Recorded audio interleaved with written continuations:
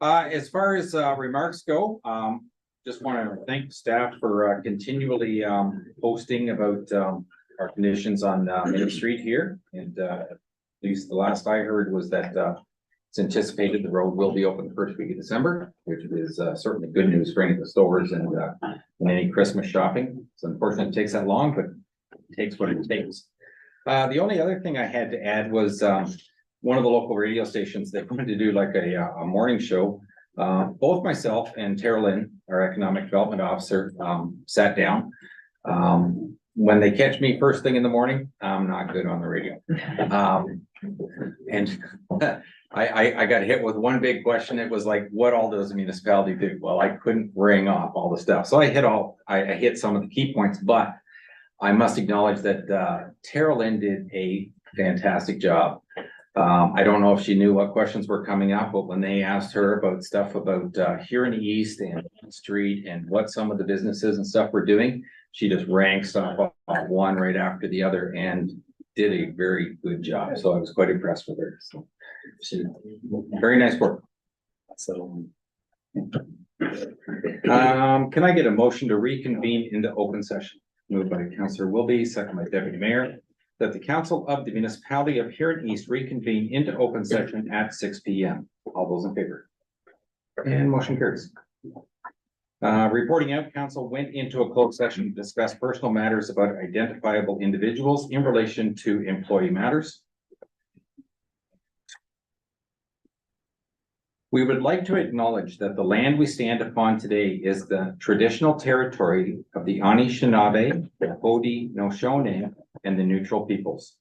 Can I get a mover and a seconder for confirmation of the agenda? Councillor Morrison, Councillor Steffler, that the agenda for the regular meeting of council dated November 7th of 2023 be adopted as circulated. All those in favor? And motion carries. Is there any disclosure of pecuniary interest from any member of council at this time? Being none, can I get a mover and a seconder for the minutes of the previous meeting? Moved by Councillor Dalton, second by Councillor Deal, that the Council of the Municipality of Huron East approve the following council meeting minutes as circulated. And that was the regular meeting of October 17th of 2023. Any comments or questions on those minutes? Councillor Fisher. Thank you, Mr. Mayor. Clarification, please, on the part about the tendering the roof for the Seaforth Arena and proposal to put it on a debenture. That's not carved in stone yet. That's up to us to decide, right? Commissioner McRoberts or Jessica? Go ahead. So the approval was to issue the tender. Council still has to basically approve that tender. And then go forward from that basis anyway. We still will be able to approve how we pay for it. Yeah. The debenture was mentioned a couple of times. I was just concerned about that. Yeah, well, the strategy was to debenture it, but certainly you haven't approved your 2024 budget yet either. So certainly can be discussions further on that. Thank you. Under the consent agenda, are there any requests to remove any of the items? Councilor Morrison. I'd like to see it support 7.4. Township McKellar.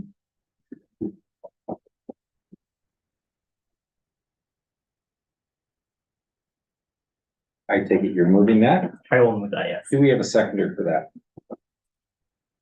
Councillor Deal. All those in favor? Motion carried. Are there any other items that anybody would like moved? Councillor Fisher. Thank you, Mr. Mayor. 7.7, when it comes to councillor issues, if you would let me pontificate on that one a little bit, please. I'd appreciate it. Thank you. Okay.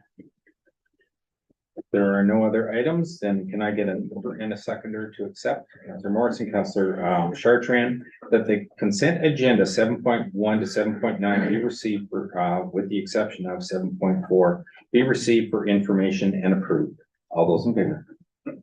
Motion carries. Public meetings, hearings, and delegations. First one, delegation Matt Cronin and Jeff Ryan, read concerns and impact of proposed battery energy storage system. Welcome, and who's speaking?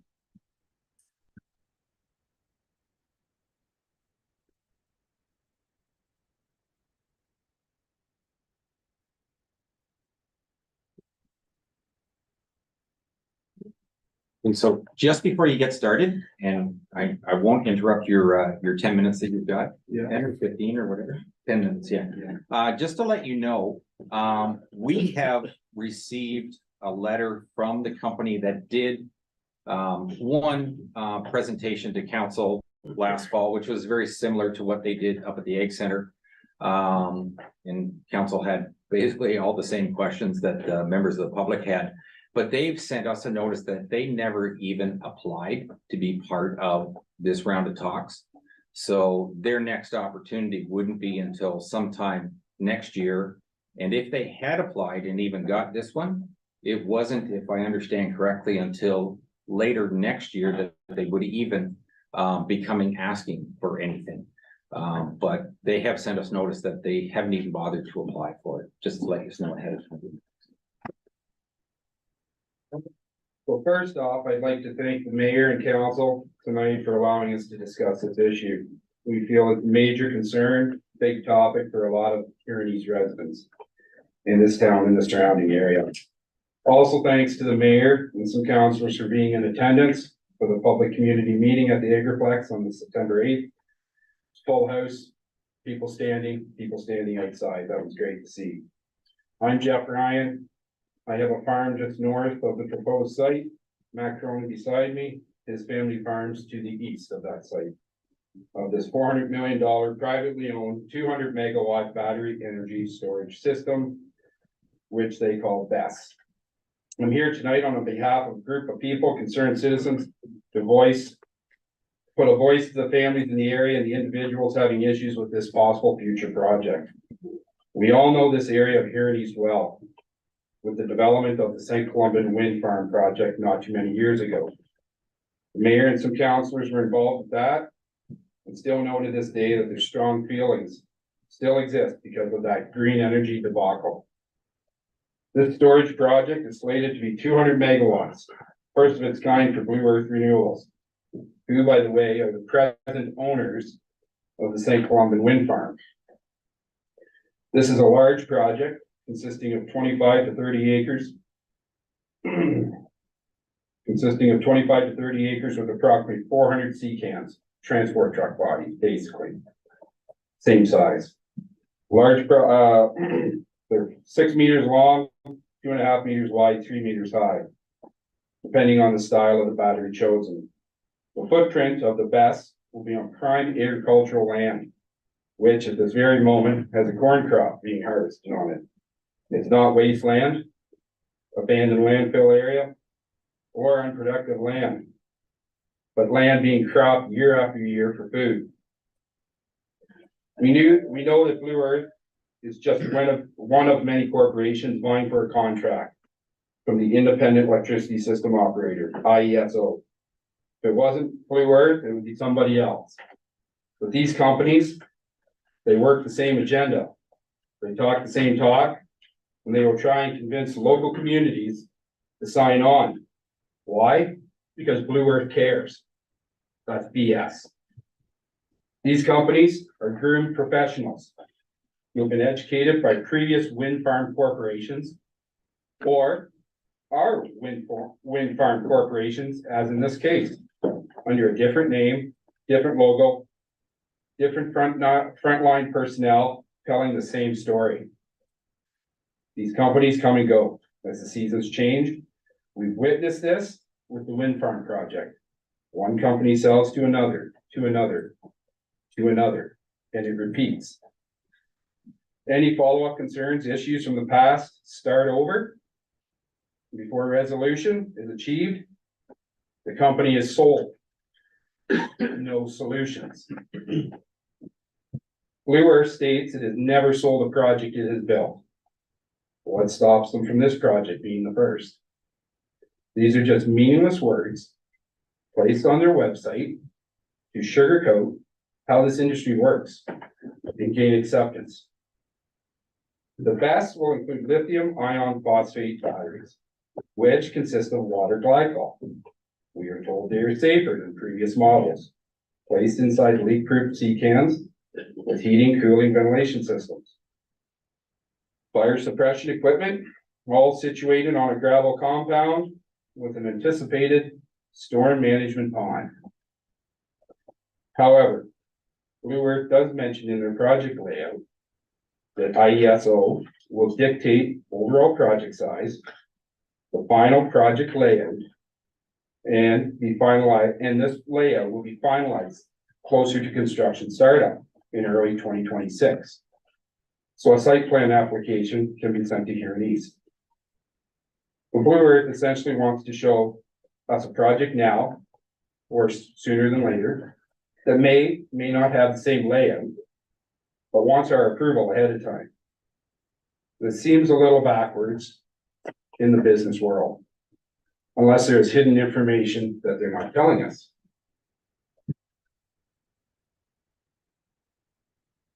During the public community meeting held at the Agriplex, Matthew Eisberg, environmental specialist with Blue Earth, was asked, is there a connection between the wind farm and this battery site? Her answer was no. However, the wind and solar lobbyist, known as the Canadian Renewable Energy Association, or CanREA, actively promotes battery storage facilities as a key to multiplying Canada's wind power fleet. Is this a coincidence? I doubt it. As you can see, Blue Earth and other similar companies will disclose what they are required to.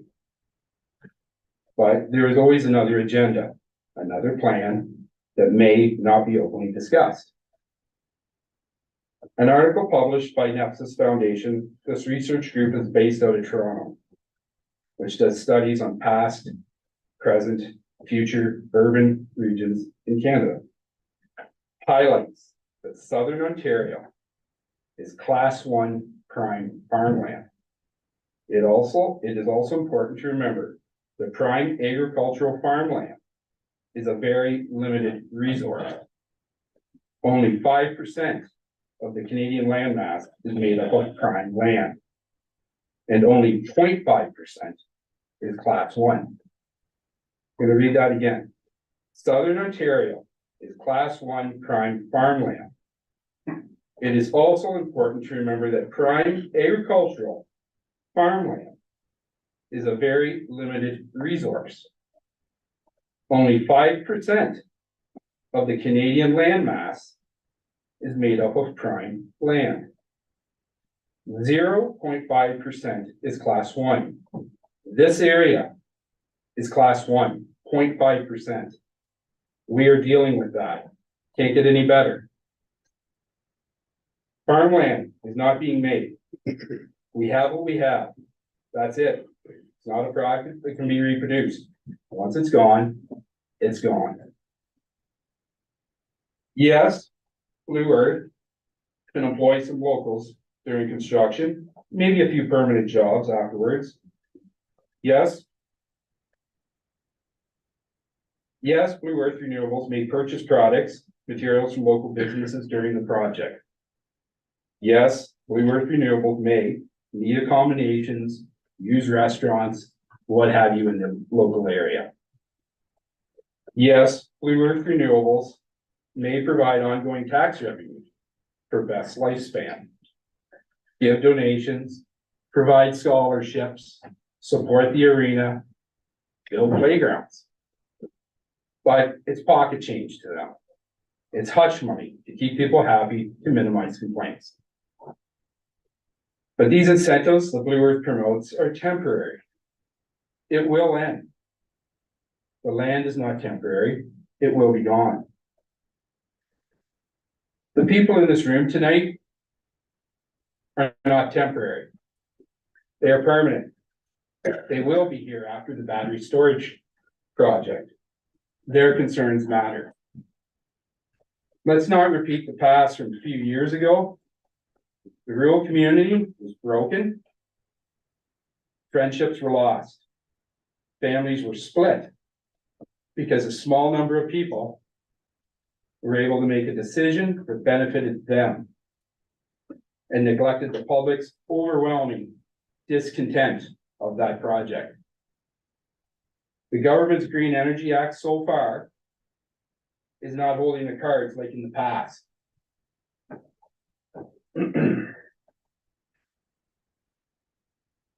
on whether this best project moves forward.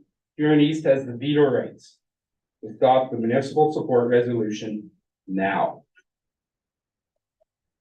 As of today, our change.org petition, we had over 640 signatures against this project, and it's increasing every day. As you can see within your packages that we submitted with our presentation tonight, there are numerous counties who will become an unwilling host. Let's join them. Let's be an unwilling host here in East. In that package, we've got, there was 2 projects in Prince Edward County. They were not supported by council. They felt that there was more of a benefit to the province and to the county. Council opposes large battery energy storage system, 250 megawatt facility. Concerns about the use of prime agricultural land being surrendered for the project. Lambton County, Oil City battery storage proposal, dead in the water. That was February 2023. Close proximity to the residential area. Lennox and Addington County, that was Stone Mills, another project canceled. That was Blue Earth that was involved in that.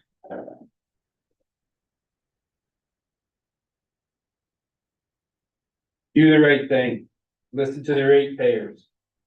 They elected you and are the ones you meet on the street, coffee shop, grocery store, at the arena, swimming pool. They are the one constant. Unlike the companies vying for the next energy contract. Thank you for your time. Please consider what we've brought up tonight. Want to say, thank you for your presentation. I just want to respond to, a couple of things. Like I said, just before you started, when the public meeting happened up at the Agriplex, I didn't hear a single question that night that this council didn't ask, them when they came to us. We had all the exact same concerns. We didn't get any of those answers because nothing has ever happened. They've never had a need to come back to council. They weren't anywhere near those points, but we certainly made it clear we needed answers to those same questions. I can tell you that the discussion around this table, the one thing that this council was adamant about was that we did not want to see anything happening on prime agricultural land. This entire council was on board with that same sentiment. And I think Councillor Fisher was with me when I was talking to Lisa Bob just prior to the one parade. And Lisa Thompson had told me that the province is not in favor of prime land ever being used for these also. And the province has to give permission before it even comes to us. Yes, our understanding is Huron East Council would have the authority to veto. But if Lisa's comments are correct, it would never even get to us at this stage because it's not on property that they would even approve of. So I do appreciate, certainly we did understand the concerns of the public. And as I said, this council had the exact same concerns. So, and as far as we know, nothing's happening. We did receive a letter from them saying they didn't even bother applying for it. Okay. We appreciate that. I know Paul as well, Paul Huron, he had reached out to them some time ago. And he had just received an answer there within the last few days, basically saying that they're not gonna apply for this time around. It's something in 2024 if they did do something, so we appreciate you bringing that up, and we actually appreciate you coming out to that meeting there as well, as we said before. It just shows that everybody's kind of on the same page and that sort of thing. And I hate bringing the wind turbines into it, that's just a touchy subject, but it all basically, that's your first thought process is, we've got this, we've got that, and you guys were there that night where you saw the ownership of the wind turbine project. They never brought that up, and it was one of the individuals in the audience that actually questioned them on it, and then they came around and said, well, we own that as well. So, and anything that we've researched here, it seems like anybody that's connected with the wind turbines for basically financial reasons, Such as New Earth, they're the ones that would be applying for battery storage facilities to basically, sister up with what they've got already. So, yeah, well, we appreciate your time. Thanks for your presentation and thank you for members of the gallery that come out to support you. Great, thank you. Thanks, Mr. Ryan.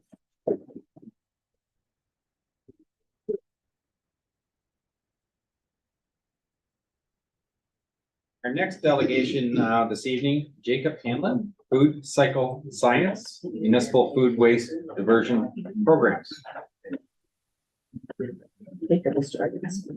Oh, okay.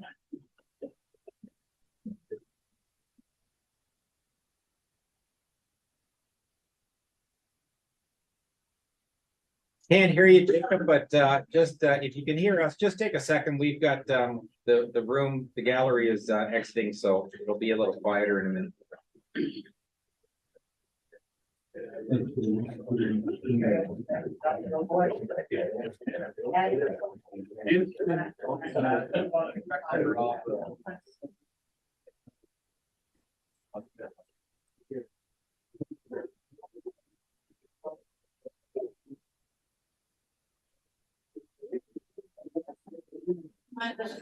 Oh, yeah.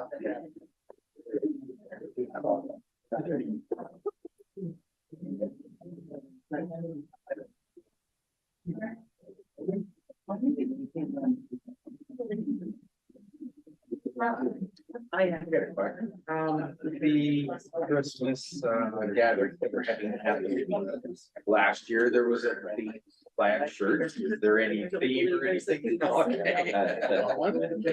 No, it's just that I do believe Kellen was away that weekend and I was left to go shopping for myself.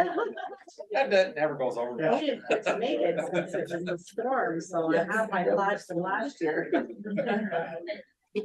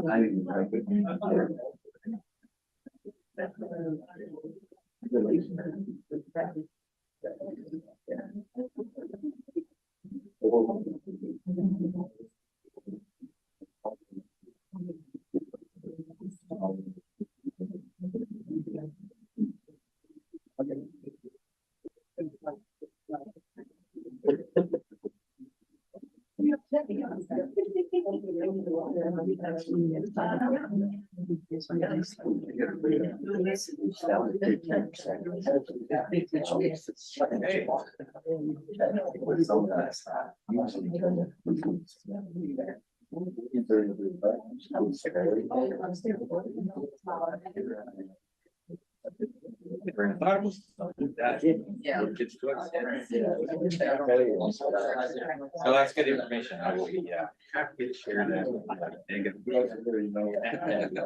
Yeah, he said during COVID.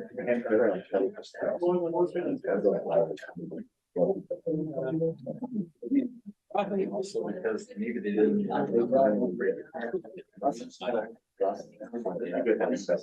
No, that's what they just. That's $20. And there was nothing to get because the whole down ground.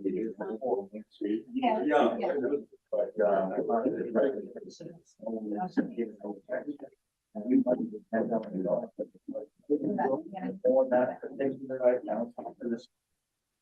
But, they're asking John and why are they getting the check?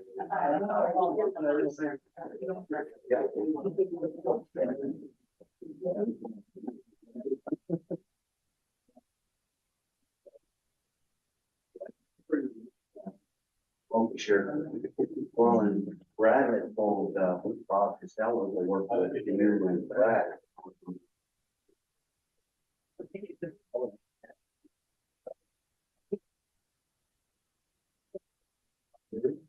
We're bringing up later on. Yeah. That's one. Yeah, we can do it.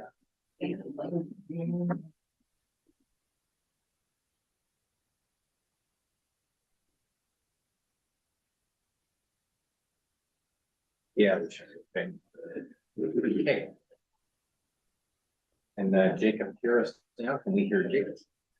I think we're good now, Jacob. Can you hear us okay? Can't hear him. Can't hear you.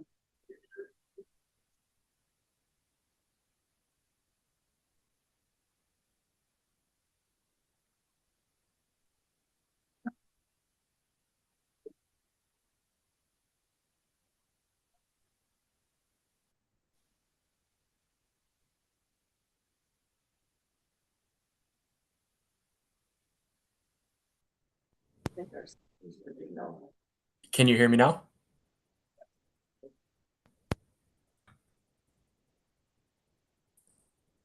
Welcome, Jacob. I will turn the presentation over to you at this time. Thank you. You can hear me okay? Yes. Perfect. Thank you. I'm just going to share my screen here and I will get started.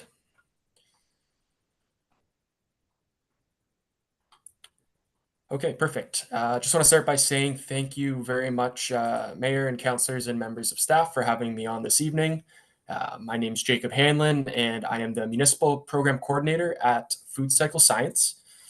I'm excited to be here tonight to discuss a food waste diversion opportunity for Huron East. I believe that we've met a couple of you at the various municipal conferences and trade shows over the past few years, so it's nice to be presenting to you today.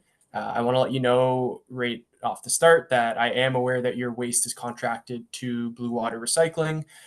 We have presented our program to them as well as to Huron County, so I am here just to present some information about our program, and in the event that you'd either like to pilot the program with us or put a little bit of pressure on the county to bring the program to your residents, just happy to share the information and leave it in your hands from there.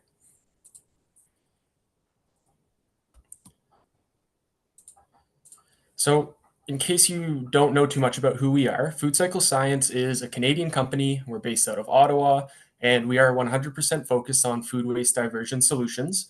So we do this using our innovative technology, which is the Food Cycler. Our in-home food recycler is sold direct to consumers through partnerships with companies like Vitamix, but then we also put them into classrooms through some of our partnerships with not-for-profit organizations like Eco Schools Canada, and then we also put them into municipalities as a organic waste diversion program.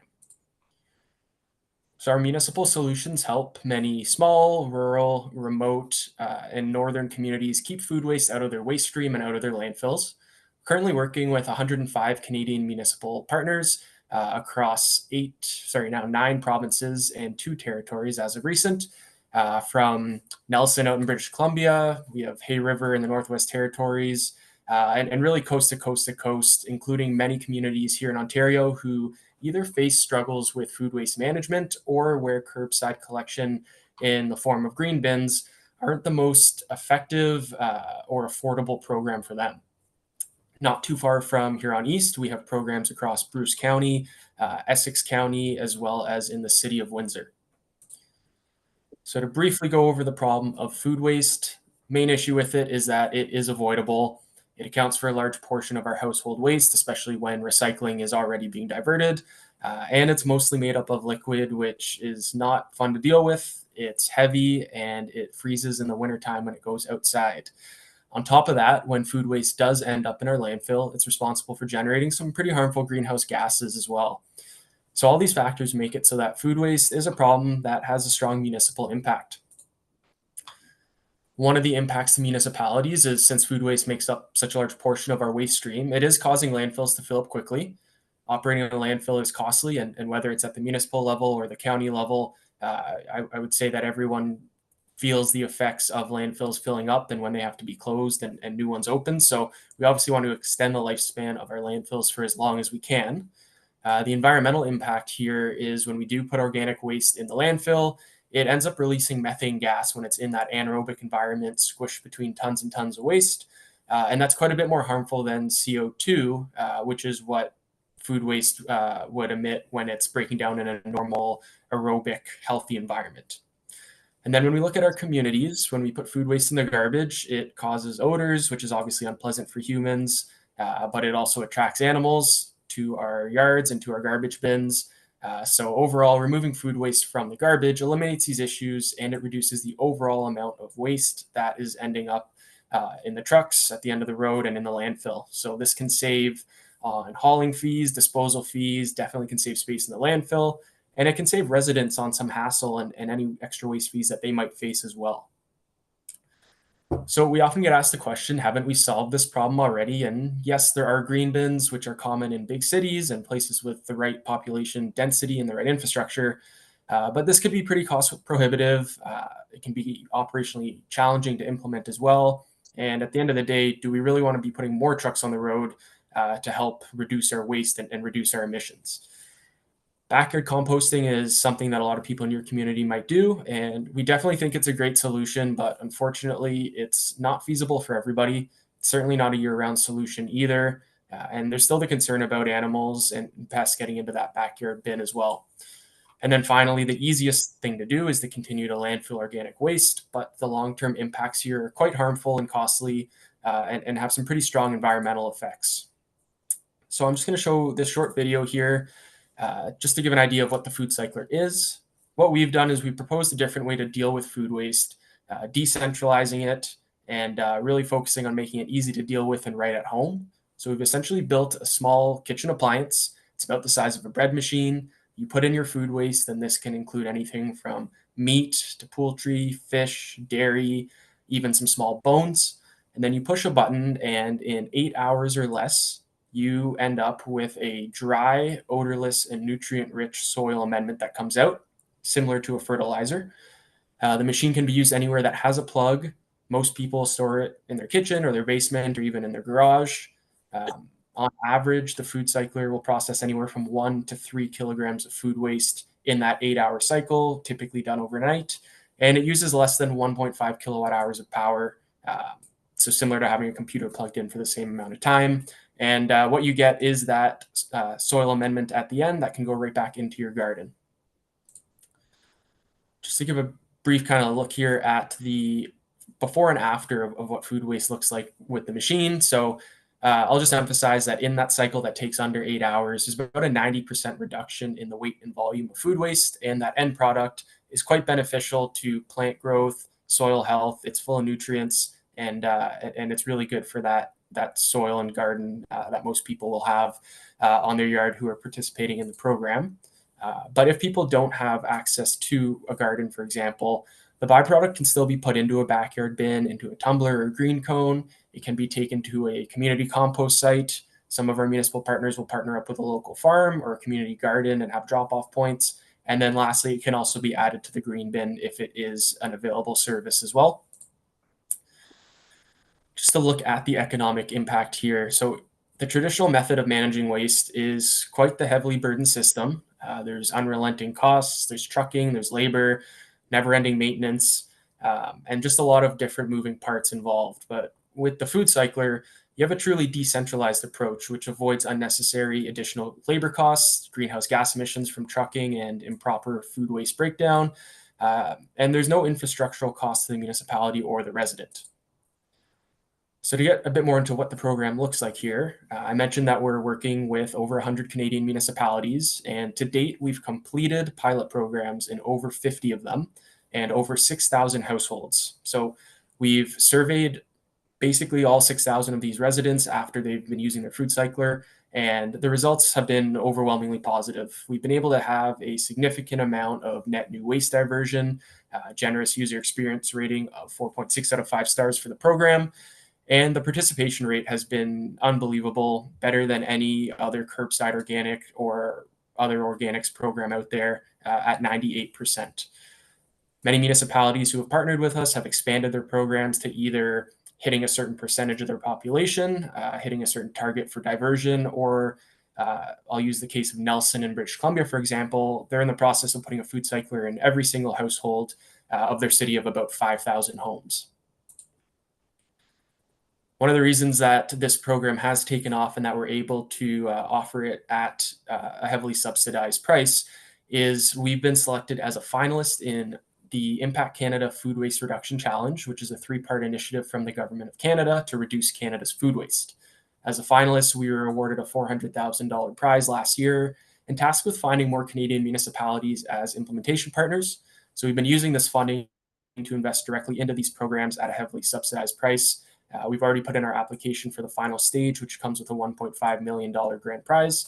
And any future funding that is received will be used to invest into these programs for Canadians, and any municipalities that are partnered with us will have the right of first refusal on any of the subsequent funding. Couple more slides until I wrap up here, but just to briefly look at what the pilot program looks like here. It's a 12-week project. Residents purchase their food cycler at the subsidized rate from their municipality. They use the unit and track their number of cycles per week. And then at the end of those 12 weeks, they keep their food cycler. We ask them to complete that survey that I had mentioned before. And then through the data collected there, we can evaluate the program's success, and we take those results and we present them back to you in a final report and basically show you how successful the program was in terms of resident usage, diversion from food waste from the waste stream, and just overall how happy residents were with the program and the impact it's had on your community and your environment.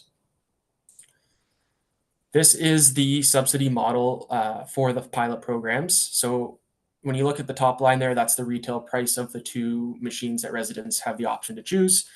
Food Cycle Science offers a municipal discount for these programs, and then we add in that federal funding from Impact Canada. This brings the price of the units down by 50%, and then the municipal subsidy is $100 per household, regardless of which machine the resident picks, and the resident puts in that final portion of either $150 or $300, and after the 12-week program, they get to keep their machine for good.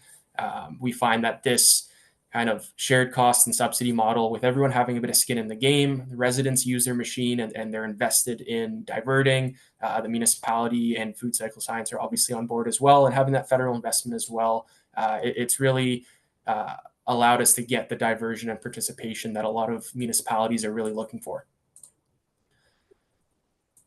Just to look at quickly some pilot program recommendations. I'll just say that 50 households is the minimum for programs, but we're happy to tailor the pilot size to your population or to your resident interest or your budget. I know that we've spoken with the county and with Blue Water, and having interest from the lower tiers can definitely go a long way. But in some cases, we've had lower tiers in other counties who just decide to go with the program and start with a small program and kind of be a leader in terms of environmental stewardship within their own county. And lastly here, these are just some partnership benefits that might resonate with you as to why you should consider piloting this program. I'm not going to go through them all. I've mentioned a few of them throughout the presentation already, but realistically, there is no other organics diversion program that costs the municipality $100 per household as a one-time cost. But on top of that, the participation, the greenhouse gas reduction, we have the data that shows it's a really successful program, and it's an opportunity to provide residents with an innovative solution that reduces their waste and fights climate change at the same time. All that being said, we'd like to welcome the municipality of Huron East as a partner in this food waste challenge. We believe that your community is a great fit for the benefits of the program, especially considering the success we've had in some nearby communities. Today, I just ask that you receive this presentation as information. If there is any interest in partnering with us, we'd ask that you refer us to a staff member to work together and bring a report and recommendation back to council. But with all that being said, thank you very much for your time and your attention, and I'm happy to answer any questions that you might have at this time. Are there any questions at council? Deputy Mayor. Thank you. Let's run through you to Jacob. Jacob, the pilot projects that you've done, are they more so urban or urban rural mix? Thank you for the question. And we've had quite the mix of urban and rural. I think at this point, we're basically ranging from everywhere from the small towns up in the Yukon Territory all the way to places like the city of Windsor. We've found that our program is successful in all sizes of municipalities and in places that have multiple problems, such as either too much waste, animal problems in town, limited options or limited budget towards a program like this. It's really a program that fits a lot of different needs and addresses a lot of different challenges. Any other questions? Councillor Wilby. Yeah, I saw these last year at AMO and I thought they were fabulous. I just wondered if they break down, do you have some kind of guarantee with them? being there. Yes, thank you for the question, and it's nice to see you again from the AMO conference last year. Yes, each machine comes with a 1-year standard warranty. Within our programs, we have a full customer support team that manages the programs, and any issues residents have with their machine, we do our best to troubleshoot and then replace if need be. We find that the 1-year warranty covers all of the issues that might be present due to a manufacturing defect, for example, and after the 1 year, there's really nothing that comes up that that would stop the machine from working. Any other questions? Jacob, thank you very much for your presentation. Thank you very much, Mayor and councillors and members of staff, and have a great evening. Take care.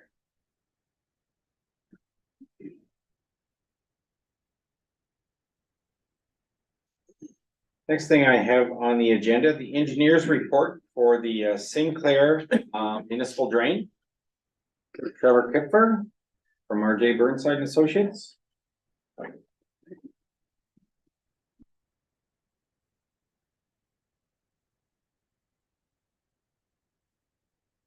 Thank you very much, Mr. Mayor and Council, for the opportunity to speak here tonight. I'm Trevor Kipper. I'm the engineer of record on this particular project. With me tonight, I have Edison Peel. Worked very closely with Edison on this project, and he's actually going to give a brief summary of the project itself.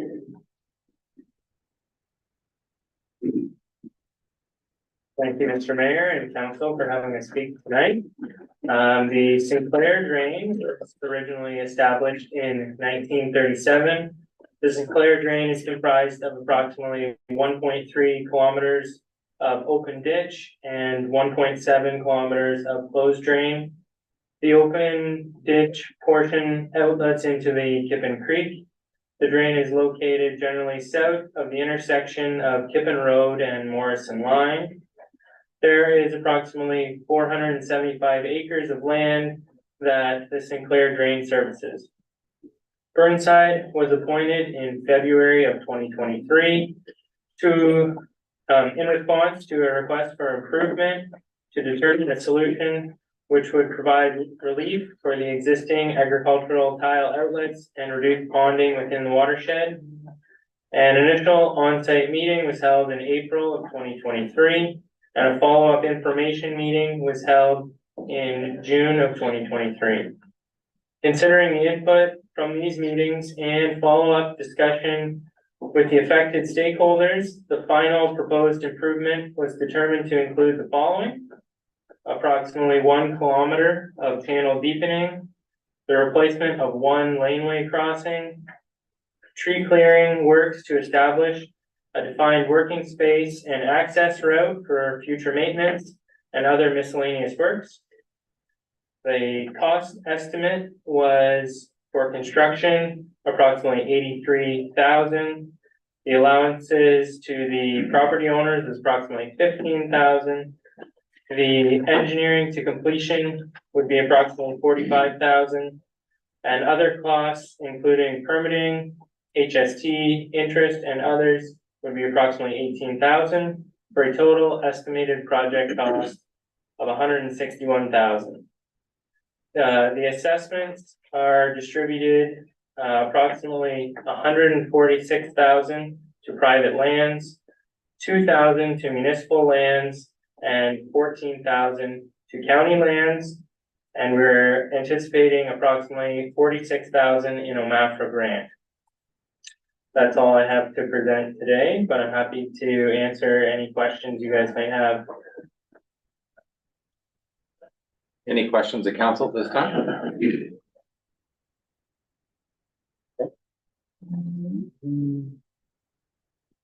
Is there any landowners here that would like to make comments or questions? Yes. Hi, I'm Scott here, one of the landowners. I feel that our request for improvement was mischaracterized. Section 78 of the Drainage Act allows for repairs as along with improvements. I got this report 2 weeks ago. It's a report prepared by a professional engineer. I need more than 2 weeks to unpack and diagnose and seek guidance on the appropriate response. So I think I need more time to review the document. Okay, if I can ask a question, how much time would you be asking for? February, it's, 2 weeks I've had this report. I mean, been trying to get the farm surveyed since last February. We all were still dealing with backlogs from COVID. I mean, it's not immediately accessible to have to seek guidance on municipal drainage law and engineering. I need some time. Thank you for your request. I've never had that request before, so I'm not sure how to proceed here, because I have a motion that talks about a quarter revision in December. What are the options here? Our drainage superintendent might have some input for us Okay. on that one too. I believe the way things went down, we have followed all proceedings of the Drainage Act, including mailing the time of report, mailing the report out to the landowners within the 30 days allowed within the Drainage Act. So I believe that we are following everything to point on what the Drainage Act provides for us.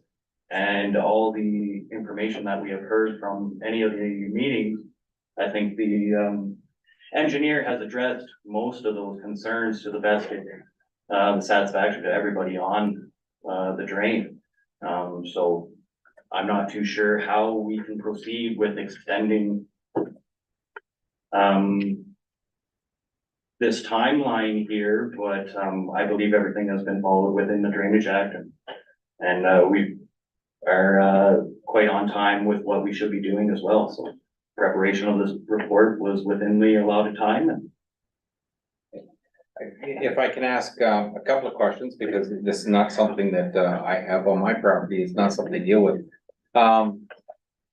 Since the quarter revision was not going to be until December, my assumption will be that any work to be done on the drain wouldn't happen until spring or next year sometime.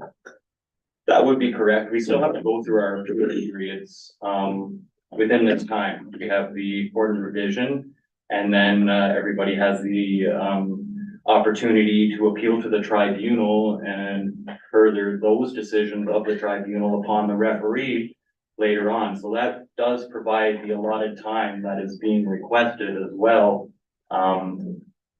throughout. So I believe that moving forward, the appeal periods are those times to address those types of concerns. CAO? Ken, what are the timeframes though for each of those processes? So the quarter revision happens in Quarter revision has to happen within 30 days. 30 days. And then after that, we have 40 days to appeal to the tribunal from that. And after that decision of the tribunal, I believe it's another 40 days to appeal to the referee after that.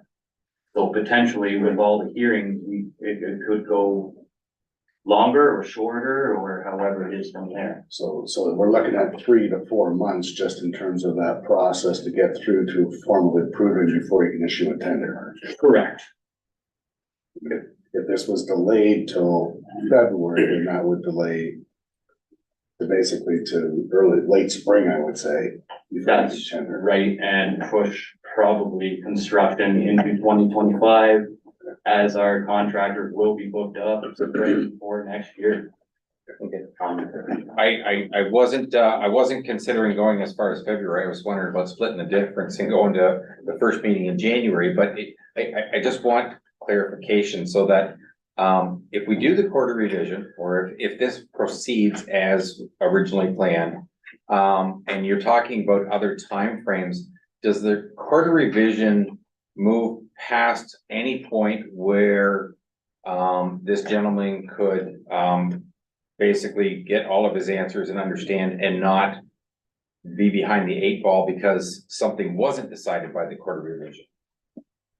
Does it put him at any disadvantage with those other appeal periods, I guess is what I'm asking.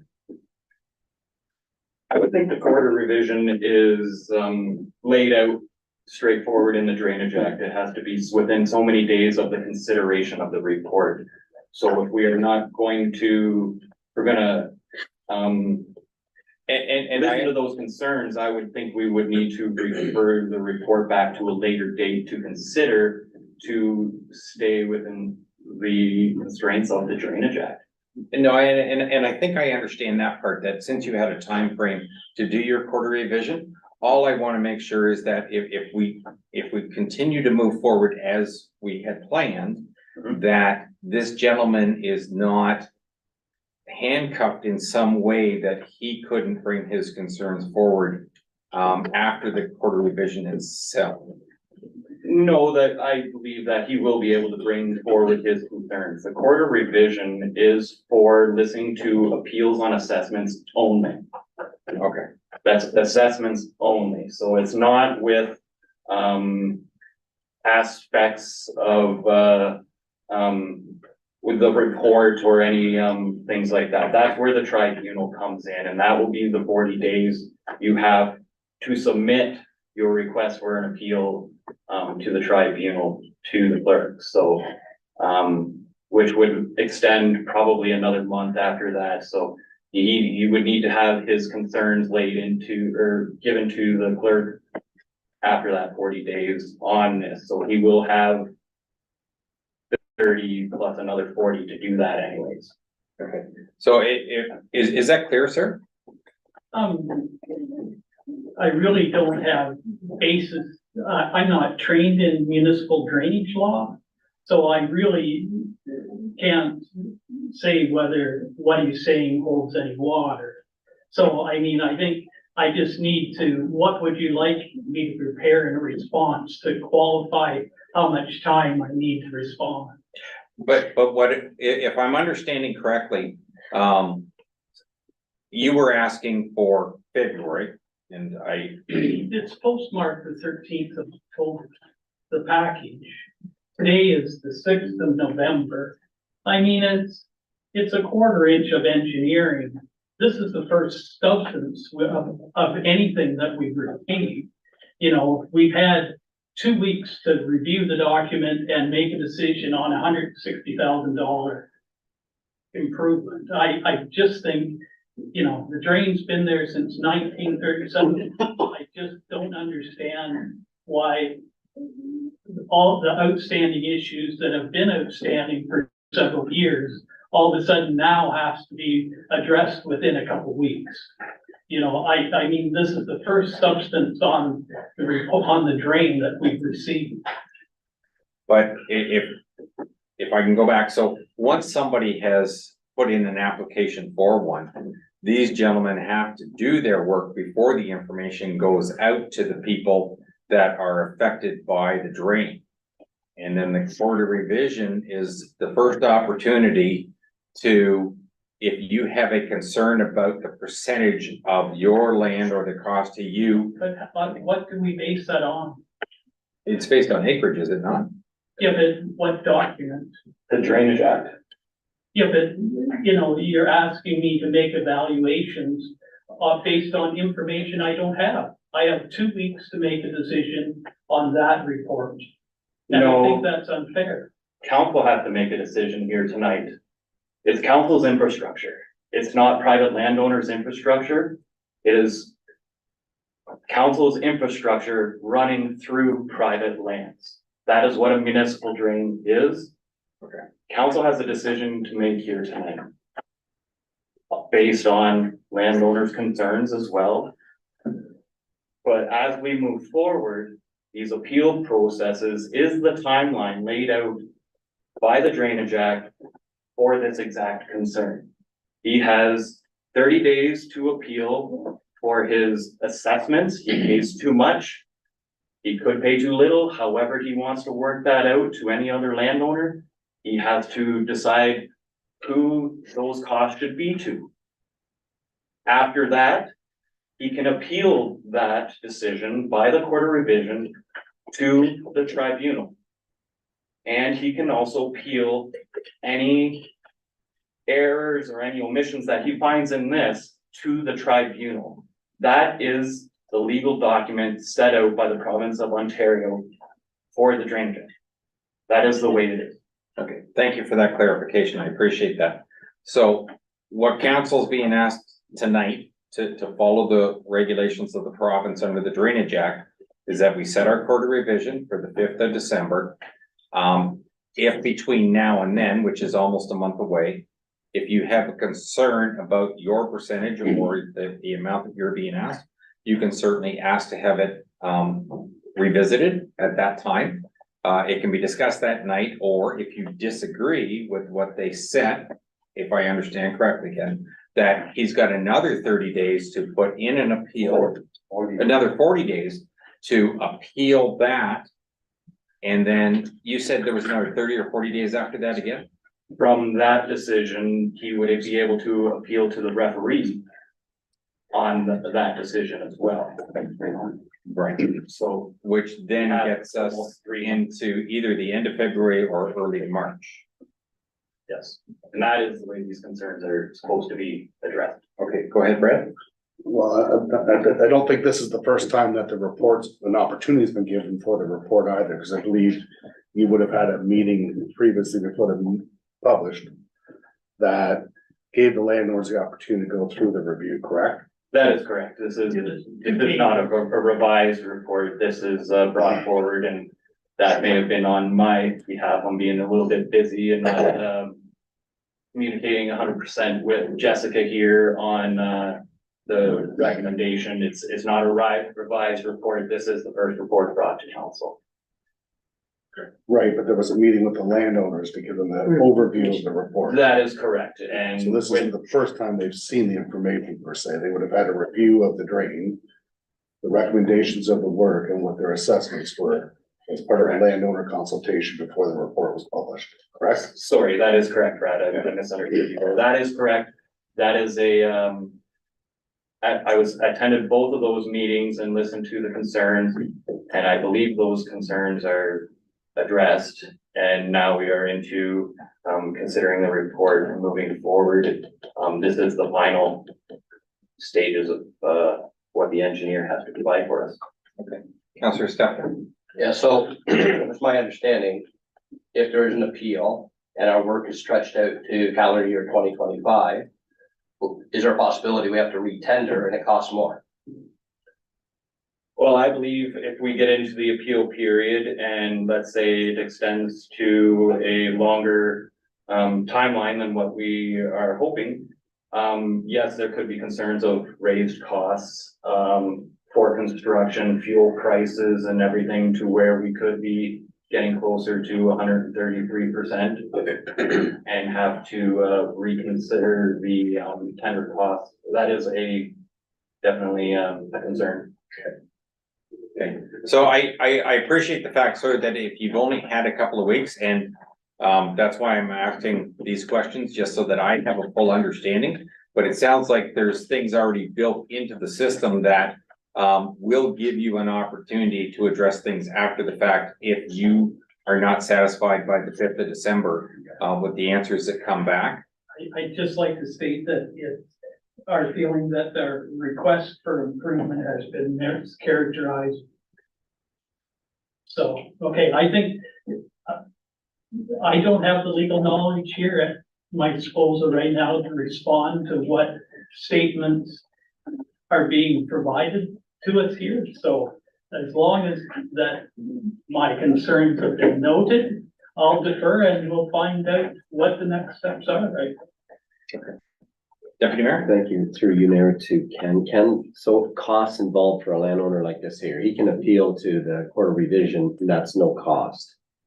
Correct? Correct. And if you move up the ladder to the tribunal or the referee, is there costs involved with that if a particular landowner like this wants to make decisions?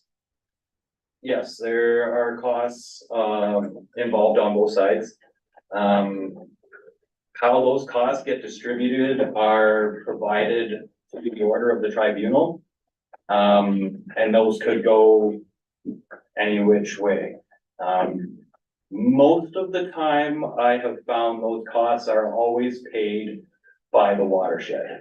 They are always brought into the cost of the drain. Okay, but any appeal to the tribunal does not cost anything? No. Okay, all right.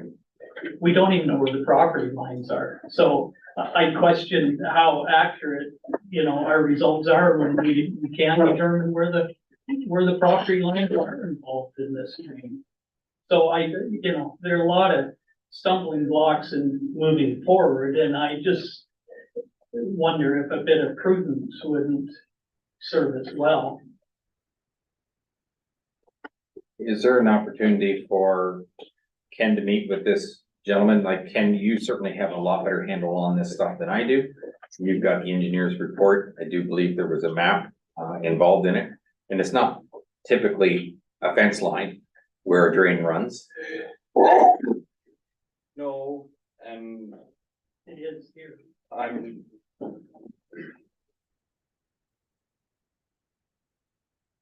To have survey for lot lines, I'm not too sure where that falls under the Drainage Act. I don't know if it's.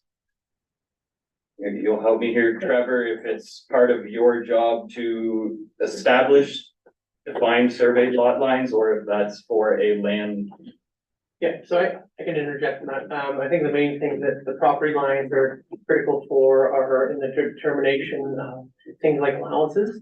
In a case, this particular case, the improvement is centered around, we're improving a channel system. If we were digging a brand new channel on somebody's property, it's really important that we know where the property lines are, because if we're digging on somebody's land where you're actually taking up there, that we need to know whose allowances are which property should get those allowances. In this particular case, because the drain is already there, we don't provide those, we don't provide like a full land value allowance. In this particular case, it's very clear that the drain does a little bit of a zigzag on Scott's property and Ron's property. And we have a very clear working space in one particular area. It would be on Scott's property, and we have provided him allowances as such. And as they work their way around, we also provide it on Ron's property as well. So in my mind, the determination of the property lines, if we get, Scott's certainly not wrong in saying it's like we could shoot the bars and have exact, the property line is right here. At the end of the day, as far as the drain improvement project goes, that's, if we might be, a meter here or there, that's gonna make absolutely no difference as far as this drain construction goes. I think that exact property line for the purposes of this, drainage project is more of a private matter, in my opinion, rather than, I guess, fundamental for our drainage report would be my comment. So based on what I've learned tonight, or the education I've received here, I'm gonna say that it is already noted in here that if the bylaw goes ahead, it's December 5th that the quarter revision happens. You will receive something in writing to be made aware of that ahead of time. And if you don't have your answers by then, or you have more questions, I would suggest that you certainly make yourself available for the quarter revision and move to the next stage. Okay, thank you. Can I get a mover and a seconder? Moved by Councillor Deal, second by Councillor Stefler, that the council of the municipality of Huron East accept the engineer's report on the Sinclair Municipal Drain Improvement 2023 and designate it as bylaw 76 of 2023, and that the quarter revision be set for December 5th of 2023 at 5:30 p.m. and that Alvin McClellan, Diane Deal, and Ray Chartrand be appointed as members with Alvin McClellan acting as chair. All those in favor? And motion carries. Thank you. And we will go to planning, 9.1, planning report, consent application C 65 2023. And can I get, no, Shay will give the report before I get a motion. Welcome, Shay.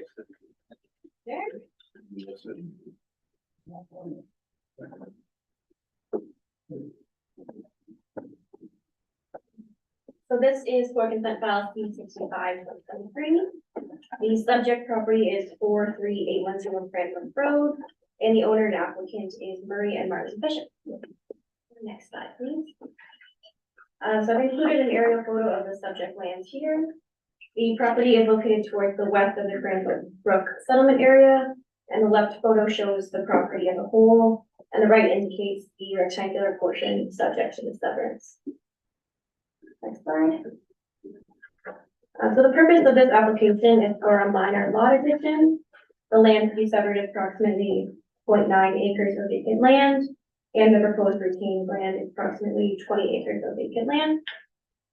The severed portion will be merged with the abutting land to the south, which contains a house and a shed, outlined in blue and orange in the photo there.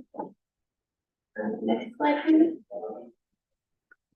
So the property is zoned R1 low density residential and designated urban. The application meets the official plan consent policies for a minor lot adjustment.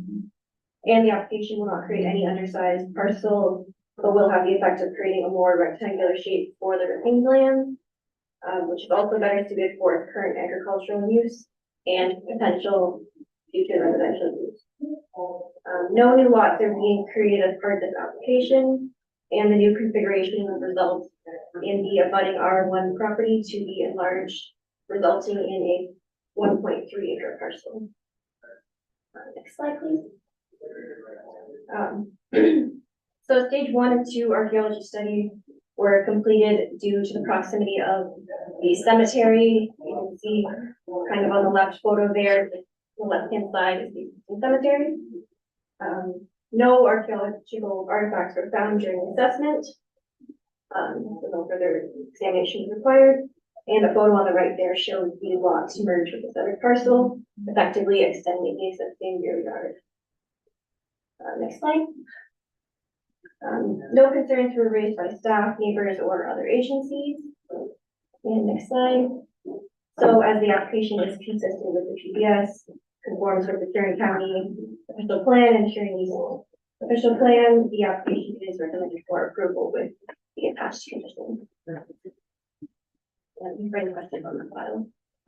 Are there any questions? Councillor Fisher? Thank you, Mr. Mayor. To Shay, please. When this is all said and done and the gentleman receives, the family receives their 0.9 acres and they are 1.3 acres now, can they sever off a lot and sell it? Or is it landlocked? There's no access to a municipal road for that portion, so. Okay, thank you. Any other questions of council? Can I get, Councilor McGrath?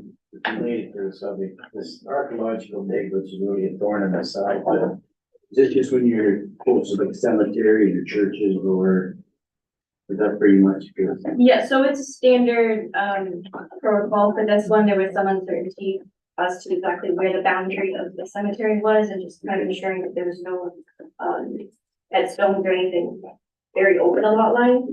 Someone didn't move in the middle of the night. No, I just, that's all, just because it gets, some of these archaeological digs are very expensive for people. They can spend $4,000 or $5,000 to come up with a piece of paper that didn't find anything but my dig dog Barney over your phone and not. That was the only stupid question. Thank you for your answer. Can I get a mover and a seconder for the report, please? Moved by Councillor Fisher, second by Councillor Newell, that the Council of the Municipality of Huron East acknowledge the report of Huron County Planner Shay Stahl dated November 2nd, 2023, and has no objection to the consent application C-65/2023, provided the conditions as outlined in the planning report are met. All those in favor? And motion carries. Thank you. Planning report C-68/2023. So yes, for consent file C-68/2023, applying to a property on Bitchley Street in Brussels. The owner and applicant here is Christine Welsh. Next slide, please. So I've included an aerial photo of the subject property here. We're located in the southwest portion of Brussels, and surrounding land uses include primarily low density residential and the old colony school to the south there. Next slide, please. So the purpose of this consent is for the creation of a new residential infill lot. The area to be severed is approximately 465 square meters of vacant land, outlined in blue on the photo there. And the retained land is approximately 480 square meters of vacant land, outlined in orange. The retained land is also subject to a 6-meter wide storm sewer easement. And that's the green box at the top there. Next slide, please. So the property is zoned R1 low density residential and designated residential in the primary settlement area of Brussels. The land was previously subject to consent file C30-2023 and was approved earlier this year to separate the existing residents to the south from the subject parcel today. This application is reviewed against the consent policies in the urban settlement area and meets the applicable policies. So this photo here just shows the potential buildable area based on the required setbacks on each lot respectively. Both lots are sized appropriately to meet the minimum required lot size of 450 square meters. And the retained lot to the north has a more limited buildable area due to the presence of the easement. However, there's still adequate buildable area to accommodate a single detached residence. Hey, just one question. Did you say it needed a minimum of 450? 450 meters for the lot size. And the easement is included in the lot size on that north parcel there. But I thought the number said 130. So 130 meters is the buildable area, so subtracting all of the yard setbacks and the easement there, just to show that how it can be built on that. Okay, thank you for that clarification. Councillor Fisher. Thank you, Mr. Mayor. Can you give me some dimensions in feet? Like, is it 50 by 100 or 60 by 120 or, please? 450 square meters doesn't work for me, sorry. Or is it 50 by 90, something like that?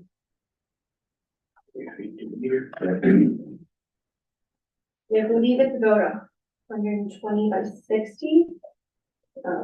Apologies, all of my No, diagrams okay, here are in meters, so I'm just thinking off the fly here. Oh, that's fine, thank you. Then, do you have any idea what a lot like that would sell for then? Do you ever see anything like that? It is a fairly standard size for infill lots in primary settlement areas. I don't have an exact number. But I'm sure it would be market value. Okay, thank you. Councillor Chartrand. I'm assuming that on this road, they do have sewers, or is it septic? It is full municipal servicing, so I'll just maybe continue along and then come back to any questions on there. Yeah, so just to do photos for reference, the left photo shows the approximate location of the storm sewer. Previous comments from Public Works noted that servicing would need to be extended down this portion of Fishley Street. A development agreement, including securities, has been prepared by the municipality and signed by the applicant to address that. So the extension of servicing will be provided to the lot line for both of these newly created lots. And the applicant is aware that they cannot build on the easement, but they are able to build up to the easement for the terms of that easement. And then their proposed development will be reviewed again for zoning conformity at the time of building permit. Yeah, there is no concerns from staff, neighbors, or other agencies. And based on the review above, the application is recommended for approval. Any outstanding questions have been answered. Are there any more questions? Deputy Mayor. Thank you, Mr. Mayor, through you to Shay. Shay, and I think we've asked this before, so they're extending the sewer or services down that road there to service the new lots. Did it go as far as that existing house there at the bottom of the picture or not? I believe it's just up to the newly created lots. So that house there is still on septic from what you think? I believe that house is on full servicing, it's just serviced. Still on service line. Oh, okay, right. Yeah, I thought we talked about this before, so thank you. Any other questions of council? Can I get a mover and a seconder, please? Moved by Councillor Deal, second by Councillor Chartrand, that the council of the municipality of Huron East acknowledge the report of Huron County Planner Shay Stahl dated November 2nd, 2023. There's no objection to consent application C68 of 2023, provided the conditions as outlined in the planning report are met. All those in favor? And motion carries. Thank you. Thank you, Shay. Nothing under municipal drains. Reports and recommendations of municipal officers. The first one, CLK 23 of 21, the United Way Huron East Community Committee appointments. I did have a question for council on this. When Ryan was here from the United Way, he asked for one council member and one staff member. And I certainly have absolutely no problem with that. I am questioning sending two council members and a staff member because it's going to cost us an extra $1,000 to have that extra person there because we pay. They didn't feel when they made the request that there was a need. Why do we feel there's a need?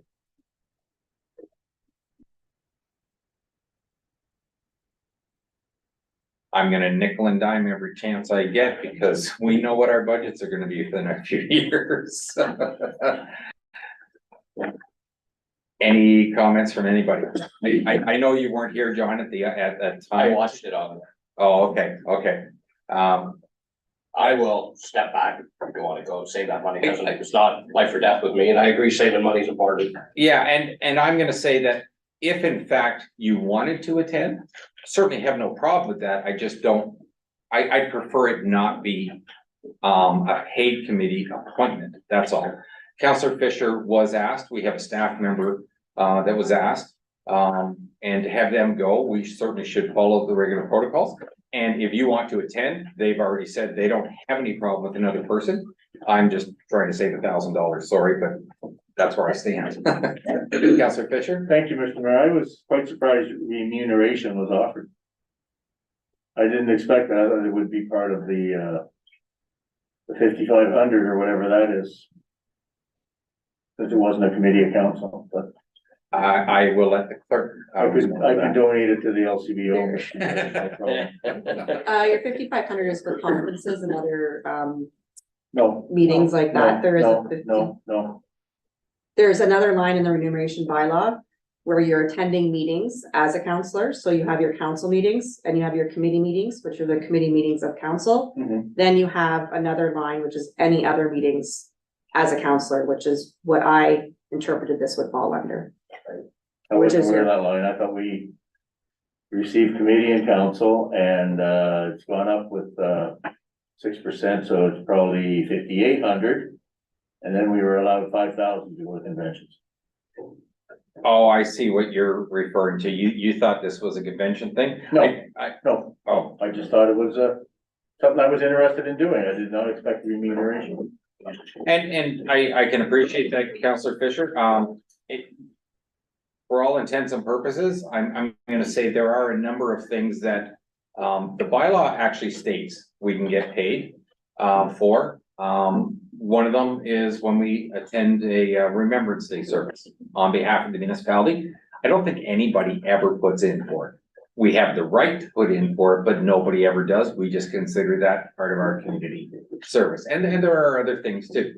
And I guess the bottom line is, if you choose not to put a timesheet in for it, that's your call.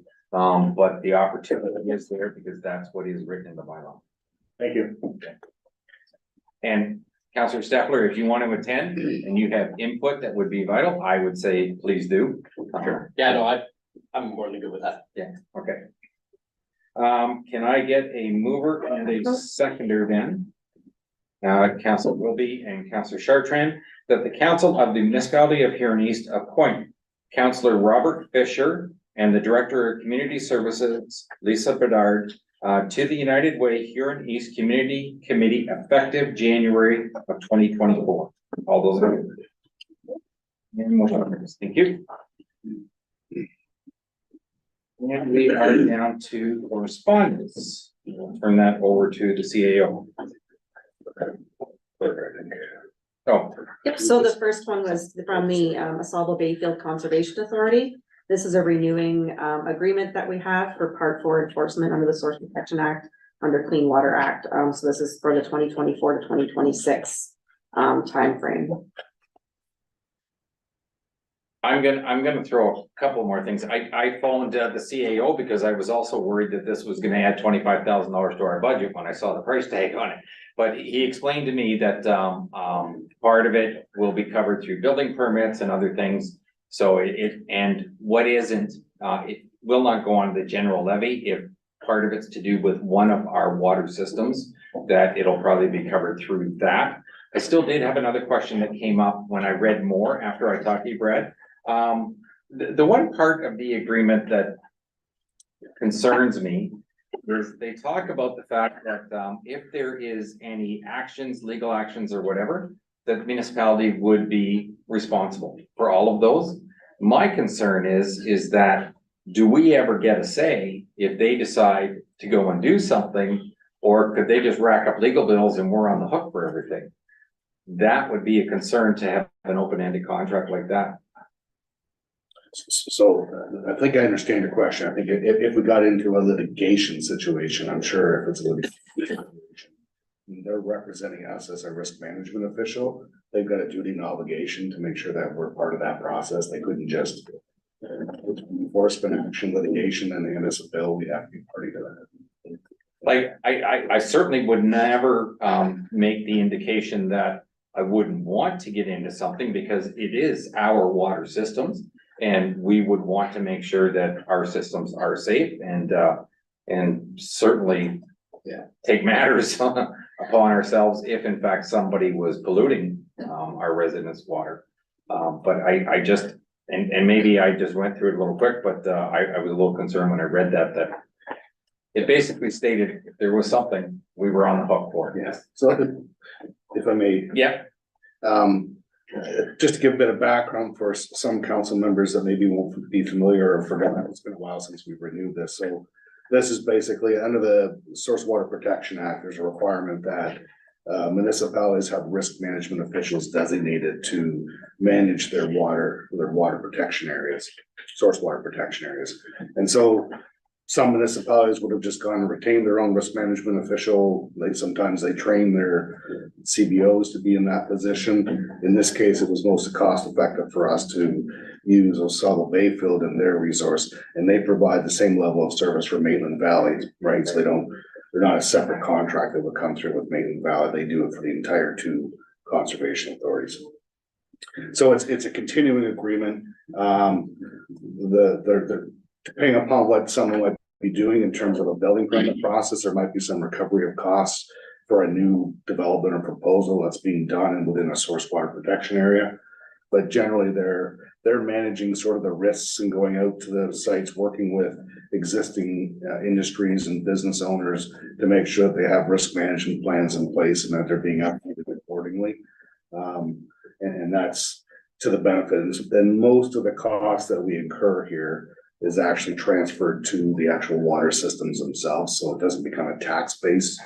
I mean, the water users themselves should pay for it because the water users themselves are the ones that are benefiting from the protection. I just want Daniel to give an update for some of the councilors, yeah. Okay, thank you. Can I get a mover and a seconder for the agreement, please? Councillor Chartrand, Councillor Stefler, that the council of the municipality of Huron East agree to enter into the agreement with the ABCA for Source Protection Plan Part 4 enforcement and transfer under the Clean Water Act. All those in favor? And motion carries. 12.2, John and Judy Smith, stop sign for Cardiff and McNabb Road. Don't need the CAO to talk about this one because we've heard about this every single year. And you know what? I don't know why there isn't a stop sign there to begin with, because when you're pulling up at the corner, there's a great big building almost right on the corner on your right hand side, and you can't see around the corner anyways, if I'm thinking about the right corner. There's a house right on the corner. House, okay. A house right on the corner, but we walk the road quite often, and the vehicle, literally they're airborne going through that corner. It's ridiculous. Last winter, coming down the hill, a car that was southbound or a truck that was southbound, because of the house sitting there, which you're supposed to yield there anyways. I hit the brakes. The truck coming that was heading through the corner hit the brakes. He took to the ditch. I kept going, but they just fly through there. It is ridiculous. I personally have absolutely no problem with the stop sign there, but I do believe the proper protocol for council to have is to ask the public works director to bring back a report at the next meeting. And I think it would be appropriate if we actually, ask the public works, person to do that. Go ahead. They're supposed to be replacing the signs. They're working on it. But there's 2 corners, well, 3 corners along there, 4 corners along there that have all had collisions in the last year and a half. And yeah, it's the whole road would like those changed over, that's for sure. Councilor Chardran? I know they, on the south side here, all of the yield signs were changed to stop signs. So they were in a process of doing that anyway, so pretty much almost everyone, because when I drove all the back roads with the school buses, they used to all be yield signs and now they're all stop signs, just about. They haven't got into gray. I'm only kind of going based on what I know Barry spoke to council, I think previously was, and I think it was a budget discussion, was he has to cycle the new stop sign notices. Instead of buying a whole bunch of new stop sign or new stop sign ahead warnings, he's trying to cycle them through so he doesn't have to buy a whole bunch of them, because then they just say they go away after a few months or whatever, a few weeks. So he's just trying to cycle them through. So I think he's trying to do each stop sign progressively, and must not be at that one just yet. But the shark kind of been in that process of doing it. I just don't know exact status of where he is and how far he's got left to go. Could we get a report on that? Good. Yeah. Thank you. Yeah, so Verbal report next council meeting. Or you can even email me. Okay. Well, I can send it actually, since we had the request to all of council, he should present something to all of council. And it may just be a timeline of when he plans to get to it, and that would be fine. So moved by Councillor Deal for that request for the Public Works Manager, second by the Deputy Mayor. Any other questions of council? All those in favor? And motion carries. Thank you. So I kind of changed that. Okay. Nothing under unfinished at this point.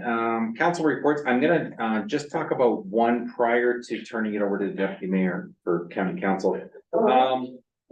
The economic development department at the county is having a farm succession planning event on November 16th. Each member of county council did receive a ticket for the day. We don't get paid to go to it, but it is a $75 cost if someone wants to go. I'm not a farmer. I'm already dealing with succession planning in my own business, so I'm not gonna get a benefit from it, because the whole idea of the meeting is to help farmers that would like to know what their options are and things going forward. So if any member of this council would like my ticket, or if they know someone else that could benefit from it, we don't want the tickets to go to waste. We'd like someone to use them. I'd be happy to have someone else take that, but if sooner than later, if someone could let me know, or what I could do is I could drop it off in the office here, and then anybody that wants to, but I just don't want it to be an empty chair, that's all. November 16th, and I think it's about a 6 or it's a better part of a whole day. Yeah. I also have a ticket as well. If somebody wants it, you can certainly have it, or I'll make sure they get it. Let me know. I would probably take one. Okay. I'd have to go alone. It's quite hours. I did kind of plan on doing that, so if you had a ticket, that'd be great. Absolutely, and so if the deputy mayor doesn't have a need for his either, if you know of anybody that could use it, we certainly want people that are there or to be there that could take advantage of the information. Okay, thank you. And I will turn this over to the deputy mayor, county council. Oh, thank you. There's been a whole lot happen at county. We got through our service level review days and each council member had an opportunity to list their priority items. So I believe the next county council meeting, we're gonna start with our very first report coming back to county council. So I'll let you know as that kind of processes along. And the final day, we spent a lot of time with Homes for the Aged. It was generated a lot of discussion and certainly learned a lot about the facilities there. And I mean, one of the hot topics is the government has upped the amount of time you're supposed to spend with the residents up to, I think, from 2.75 hours. Was it to 4? To 4. The only problem being is they haven't matched that money to go along to bump it to 4 hours of care for each resident. So obviously that's hitting us as well. So jumping from that to that. So that generated a fair bit of discussion. And it was interesting to learn that residents from outside the county can apply for the apartments and I guess the nursing home as well. And so, oh yeah, so it was very, very interesting to see how that goes. And the apartments in Brussels there are, I guess, also at Huron View as well. I think they have apartments there too, Bernie. They do. Yeah, so you can go on that list to get into the apartments. And you'll get asked 3 times if you want to go in or not before they bump you to the bottom. So I think there was some discussion around that too, is whether that might change or not. But anyway, so I'm looking forward to that as we move forward and kind of start to pick some of these things apart, see what goes from there. Mayor, again, he talked about the SWIFT program that was supplying fiber optics to all of Huron County. And he said there is conversations happening to help stranded users of the internet that some of these programs or projects aren't getting to their gateway. So nothing for sure yet, but they're trying not to strand anybody that way.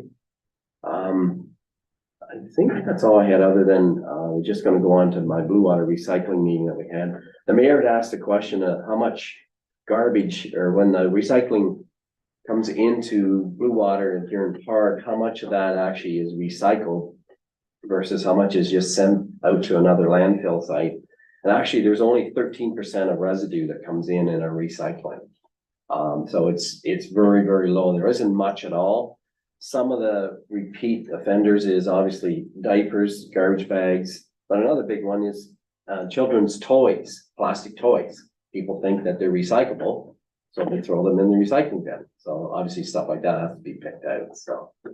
But anyway, so we're moving ahead with that. Just to let you know, an average ton, we get about $125 for an average ton of recyclables. Kind of figures out to that. Extended producer responsibility is moving right ahead. I think the 1st of April is when that comes in, so the switchover will happen. Residents will see no change as far as pickup at their gate. But the money now will be collected. We're only collecting money, I think, for the first quarter of 2024, and then after that, the producers start paying us to do that. So that should help Stacy a little bit there, a little bit extra money. So, and we have talked about a green bin program as well. I think maybe the city of, or the town of St. Mary's, I think, are going to have a project, a pilot project to see how that went. So we want to generate gas, so they do, and so anyway, so that may be coming as well to kind of go along with what we had earlier. So thank you very much. Yeah, go ahead. Ray, first. Both myself and John have got emails or calls from the Optimist Club where 2 or 3 county councils ago, they came as a delegation for defibrillator. And apparently they wanted to report back. Where's that at? I think we've only had, I don't know if we've had 1 or 2 county council meetings since then, but I do not recall seeing Jeff Horseman at either one of them, and it is Jeff that was given direction to bring the report back to county council. And normally he's there. He's not there every meeting, but normally he's there, but he has not been there for the last 2. And you can follow up on it. I mean, it's not a rush right now. Yeah. Because fall season's done now at the Optimist Park. But yeah, now I do know there was a little bit of change up, and I think, although Jeff is still head of the department, I think he got some sort of promotion or something added to his plate. And that may be why he hadn't been county council for the last little while. There was an email that came out sometime last couple of weeks where When we met with him, got some extra duties. county services, the defibrillator right here at the Lions Park. So they said, well, when we come into town to check the Lions Park one, we just come 2 minutes away and check the one at the opposite club. So that's how this whole conversation came up to be. So Yeah. we just want to follow up. That's all. Okay, Thank you. Councillor Fisher was next. Thank you, Mr. Mayor. To Deputy Mayor McClellan, please. Any idea how much that will reduce our blue water recycling bill when it goes to producer pay? Probably through you, the mayor, to Stacy. Stacy might have a better idea because it's basically going to whatever we're paying for recycling. Gonna cut it by 3/4 and eventually down to nothing then.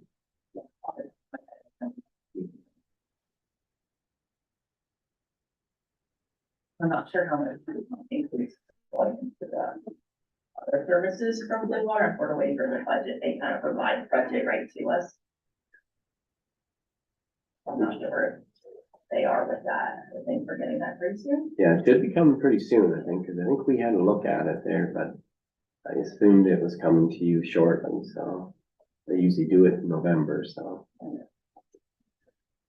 Thank you. Councillor McGrath. You mentioned upping the hours for senior care. Was there ever any consideration to send a letter to the Minister of Aged, if you want to call her that, asking, requesting additional funding, because that isn't something that should be taken lightly when you do that. I mean, it's gonna be costly, and not just for your review. I mean, you look at the sequel, you start doing that. Yeah, you're absolutely correct. I can tell you where this came from. It came from because of the early deaths in the seniors' homes from COVID. Is where the whole concept was initially thought up and it got pushed through. The fact that we're not receiving the funding is part of the reason that we had that 3-day event where county council got to learn the details of all the different programs that we're running, because we're at the point where we realize that we need to figure out what we're going to do, because we can't carry on with financing all of the programs to the extent we are right now unless something else changes. Just to give you an idea, at the start of this term, or the budget that was passed just before we sat for this term of council, I think it was about 40 point something or $41 million that all the lower tiers paid to the county. The estimate by 2030 was to be $85 million a year. And so when you see those numbers, it's all right, it's about time we start to make some changes. The deputy mayor has pointed out a number of times that it was really beneficial to Huron East when we saw multiple year budgeting, because it's too easy to just pass something now and say, well, here's what it's costing us now, but not realize what it's also costing you down the road. And although we've asked for multi-year budgeting in the past, it never ever got approved. It was always somebody who had a good argument about why it wasn't worth their while, or they didn't care about what was gonna happen, but I'm gonna say it's being taken a lot more seriously now. I can add one more thing to the county council thing. It has taken me almost 1.5 years. I have been harping about, we need to have a better understanding, not only of what our reserves are, but what they really need to be. And I think everybody has heard what some of those big numbers are that the county is holding in reserves. I do have an official date. It's sometime during the first week of December that the finance committee, which I do sit on, the warden has finally agreed that we need to have this meeting. So we are having it that week. Whatever discussions come out of there will be the recommendations going back to county council. And I forget where the numbers even were, and they seem to jump all over, but it's anywhere in that $60 to $80 million number that we actually have in reserves. And I did get the treasurer to acknowledge to the warden. My suggestion was I can make a pretty valid argument about why from an emergency standpoint, and I think there should always be 3 different reserves, and there's justification for each one. But if you're keeping a reserve for, and it's not a rainy day, it's in an actual emergency that you don't have booked in or put into your books, I can't see even at the county level, that number needs to be more than $10 million. And even the treasurer acknowledged to the warden, when I gave my argument to them, of why we didn't need to be there, and he said he couldn't disagree with that. So I'm hoping that's where the discussion goes when we have that meeting, and whenever that report comes back, we'll share it.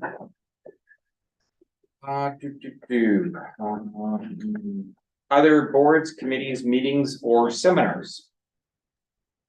Deputy Mayor. I don't know where to add this or not, but I just want to make sure we made mention of it. Dan Fritz and Councillor Newell and Morrison and myself volunteered at the Ladies' Night recently held in Brussels back in October. It was a very successful and very fun night for everybody. I think they raised some good money, so they did. So and we managed not to have to get involved in the bingo games. But anyway, it was a fun night. And also then too, I just want to report, we recently had our turkey supper down in Ethel. We had close to 300 people that we served that night. There was about 200, close to 200 people actually sat down for the meal at 2 different sittings at 4 and 6. And we had close to 90 take-outs that evening. So we had a couple cash donations from a couple local businesses, Boyer Construction and Cochrane's General Repair. It basically offset all our costs, so we ended up making about $4,500 that night. So very well. So thank you, Mr. Quigley, and your lovely wife for coming along. It was almost as good as Egmontville, but it's the only show in town anymore. Right? I don't know of any other. But it's a good meal. You all have to look at it next year. Are there any other boards, committees, meetings, or seminars that anybody has to report on at this point? Okay, these are broken up into 2 things.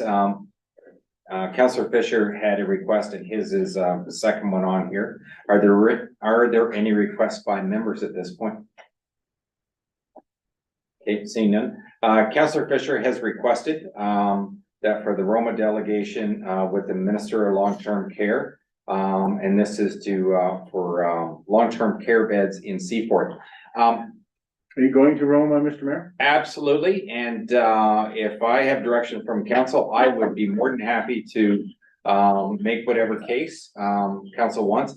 I will just ask for a little more clarification for 2 reasons. One, I need to know what it is I'm going to be asking, and staff need to know what to prepare for the minister for 2 reasons. One, they have to send something ahead of time, letting him or her know what it is that we want to talk about before they'll even approve it. And second of all, if we do get approved, they need to put a package together that we can present when we're there. Can you give us a little more detail of what it is you would like, Bob? Mr. McRoberts and Councillor Chartron, Sheila Morton and Brian Vincent met with the gentleman from Southbridge 2 weeks ago. And he said he would get back to us in 60 days, was it, Mr. McRoberts? Well, he would get back to us with a proposal in 30 to 60 days. Yeah, so I'm thinking of Mr. Ford pontificating about 30,000 beds for Ontario, et cetera, and where they would all go, and I decided this was something we could present to the minister, that we have land and we have housing going up and people who could work there, et cetera. Could they dedicate 200 beds? Okay, then along with the request to the minister, if we get a positive response, and they normally give us lots of time to get our stuff together, I would also suggest that we invite Lisa Thompson, because Lisa did indicate to us when we talked with Southbridge, Brad and myself, that the province would not have a problem with allowing more beds in the area, even though we're considered an over-serviced area, if in fact Southbridge wanted to go ahead and do something. So I would say she would still be a champion voice to help push it along if in fact, Southbridge was keen to do something. And, Southbridge also mentioned the name of another company that they thought might be interested if they weren't. Okay, good. My concern, Mr. Mayor, going forward with this is that there's 142 new beds in Huron County with the expansion of Godrich and Exeter. And I just didn't want to be left out in the cold that there's even if we don't get anything this year, where they're aware that we're on the radar. Correct. So it's, I don't know who else was going, but I would quite enjoy, going and listening with you. Okay. I'm going myself. I don't know if any other counselors are.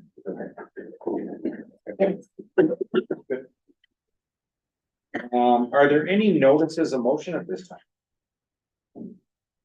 Seeing none, I have a motion from the deputy mayor. Yes. Go ahead. Okay, yeah, I'd like to bring this motion forward. As I stated last meeting, the gray department we're having some issues with their large fan to either, move smoke out of the house, et cetera. Bearings were going, I think they did talk to Kent, fire chief. I think there was certainly a lack of communications and probably on both sides. I think the fan started to make more noise, and I think the bearings eventually did go out. So they had demoed one fan, and they decided to buy it, thinking that there was maybe some room in the budget. But obviously they were wrong. They did send the bill in, I believe, to Kent, and Kent refused it, saying that there was no money in the budget. I'd just like council to consider maybe paying for it or a portion of it in next year's budget. I'm not trying to reward the fire department not following procurement procedures, but I just think this is a piece of equipment that will be in one of our halls anyway. And I think council should certainly consider either paying for all of it or a portion of it. There is an advantage if the municipality buys it, because then I believe they can maybe get the HST back as well. So make that motion. I'm gonna second it because I want it on the floor so I can add a couple of things here. The deputy mayor told me about this.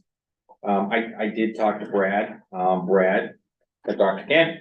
Brad also filled me in on a few things. I can sit on the fence here and I'm not trying to, but I kind of have to explain both sides.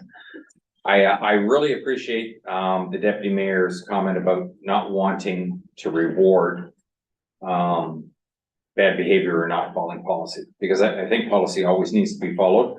And I'm not gonna point fingers about whether someone did or did not act fast enough, because we know we've had communication issues in the past, but as we've heard earlier, that it sounds like we are getting to the bottom of that and correcting that whole problem.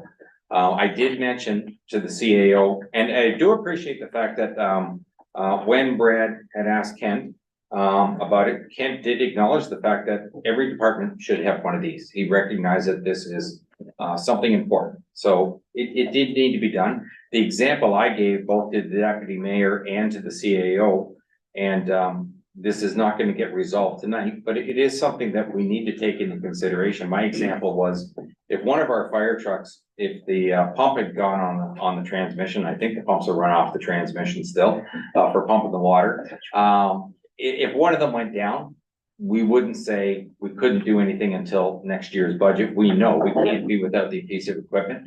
So we do have to have some sort of mechanism in place. Now, I agree 100% was that if in fact the firemen requested something, whether it's in the budget or not, the information needs to come forward both to the fire chief, and then the fire chief, if it's not in his budget, he needs to talk to probably both treasury and the CAO and figure out what they're going to do, because we can't be without stuff that we need on a regular basis. Again, I really appreciate the fact of not wanting to reward bad behavior if it's bad behavior, but it certainly sounded like from Kent that yes, this is a piece of equipment that can get used on a pretty regular basis. But I think council will also need to be aware of the fact that emergencies are gonna happen. And that's what those actual reserve funds are for.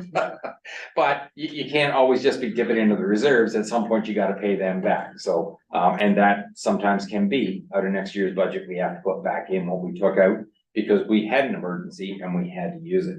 I don't know if the CAO has anything he would like to add to that. No, I No, don't think you guys okay. covered it well. Or Ken? No, good, okay. You asked for one of two things, Mr. Deputy Mayor. You asked for the municipality to either pay half or all. And I know there's always been a little bit of question in the past that sometimes the firemen would like to use some of their money to purchase some equipment and stuff like that and trying to figure out how to work that in. Would it be appropriate that we acknowledge the fact that we do want half the cost of this, plus the taxes to be part of next year's budget? Would that be acceptable? I would think it's a good starting point. There is a policy. Councilor Graff? Proposition now. I think it's for the fire department, so it's all in. And I'm not, I realize that the request came out. But, I mean, we don't buy half a pickup truck. We don't pay for half a pickup truck. So I mean, it's a piece of equipment. They're not taking it home to cool their house. It's strictly for firefighting. What's for it. And I feel the whole amount has to be put in. Okay, Councilor, Treasurer? I agree too, we should pay the whole thing, and, you know, for example, of emergencies, we got one house basically at the Seaforth Arena where the blower motor went, and there's no heat in the auditorium. And it's on back order for a week or so, well, you gotta replace it, right? Now, it may not be in your budget, but you gotta replace it, so this is the same thing, and the fact that this is an important part to keep, the firemen safe and get the smoke out of the house quick. I think we should pay for the whole thing, budgeted for 2024. Okay, so, whereas the Great Firefighters Association and whereas FAM was not purchased in line with procurement policy, allotted within the 2023 Huron East budget, now be it resolved that the council of the municipality of Huron East agree to reimburse the Great Firefighter Association to a total cost of $5,785.65 plus the HST through the 2024 budget process. That is the motion. All those in favor? Motion carries. Thank you.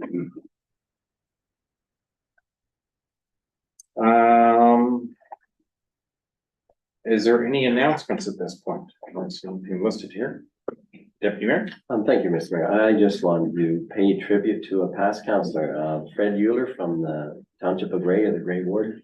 He was a councillor, Deputy Reeve back in the 90s. He recently passed away, and I just want to pay tribute to him, that's all. Thank you for that. Councillor Chartrand? Just a reminder, this Saturday is Remembrance Day, falls on a Saturday, so we'll, parade will start at the Legion, leaving there around 20 to 11, heading to the Cenotaph for their, Remembrance Day. Is it listed on here, I Jessica? had it under other business, but you can do it now too. It's okay. Okay. As of Sunday morning, I was pretty sure I was doing Hensel this year, and then come Monday morning, I now have to be in Lansing, Michigan at 10 o'clock on Saturday morning, so I cannot do Hensel. Do we have someone for the other legions at this point? I believe usually Councillor Chartrand represents Seaforth Legion, I have in the last couple of years because I'm carrying the colors of the flag. because you are part of the Legion, yes. Councillor Stepler, Joe Stepler did it for a few years to represent. I can't, I'm already in it with Foundation, so I can carry two, but. Councillor Wilby? I would volunteer, yes. For Seaforth? All right, thank you very much. Normally, we would have one of the Brussels councillors, if they're available, do the Brussels lead. Yeah. You're willing to? Okay, thank you very much, Councillor Newell.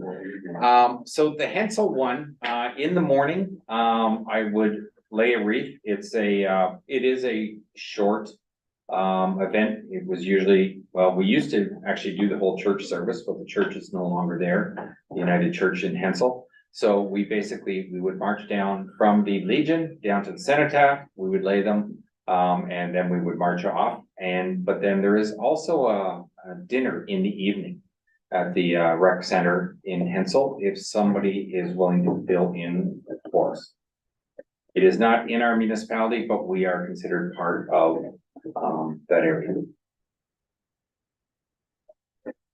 So, okay. We have missed it before. It's nice when we can show up, but it does happen from time to time, and we're not the only person that doesn't make it every single year either. So, okay. So if you would send out a request, please. Actually, I would go and do the wreath, but I can't go in the evening. And that's okay. You don't have to I'll do do the that. dinner thing. Yeah, Yeah. that I couldn't do, but I'll go in the morning. Yeah, okay. Thank you.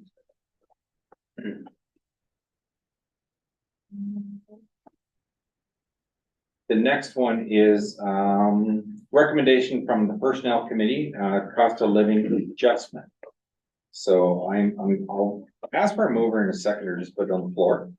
Moved by Councillor Deal, second by Councillor Chartrand, that the Council of the Municipality of Huron East approved a cost of living adjustment of 3.8% to be applied to all staff wages for 2024.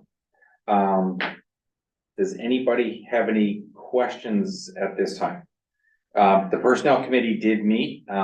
Staff did provide us with the information of the August, I believe it was. And I think even when you did September, December, it was 3.9 or something like that, wasn't it? Yeah, I think so, yeah. Yeah, it was somewhere right in that ballpark anyways. On that, there's 3.6. Pardon me? September is September of 3.6. 3.6 right now, okay. The majority of the Personnel Committee had agreed that this was the right thing to do because that is the policy that we normally follow.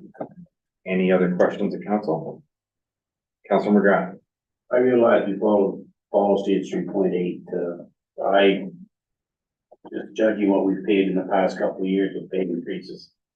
Getting up into 15% pay increase over 2 years almost at this rate, going on to 15%.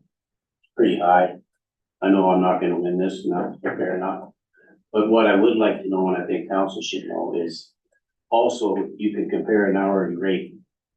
But we should also compare our contribution of that paycheck to Homer's and our contribution of the benefit package that we include. That could be as much as $5 an hour. I don't know what it adds up to. I'm not asking for any specific name. I'm gonna say, let's say, Class A equipment operator. What would their top pay be, adding those two things on top of the hourly rate? So it might sound like X amount of dollars to me, but if I put another. I don't have the original report right in front of me, but it was provided to the committee of what the increase would be to Huron East with everybody getting the 3.8. And 90,000. No, that was something else. 180. 180? Was it 160, 180? It was 190. 190, okay. That's what he's going.